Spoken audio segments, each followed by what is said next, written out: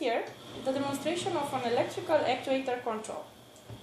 The application challenges are precise speed and position control of a brushless DC motor, equipped with Hall sensors but no position sensor, recovery of absolute position information after a power loss, a custom CAN communication protocol, the possibility of controlling the motion in details, that means multiple movement segments. The Technosoft solution fulfills all the demands in the following aspects.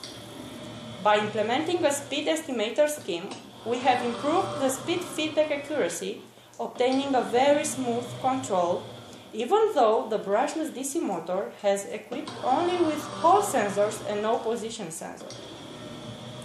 By introducing an extremely low current consumption operation mode during power down, we have managed to recover absolute position information after the power loss.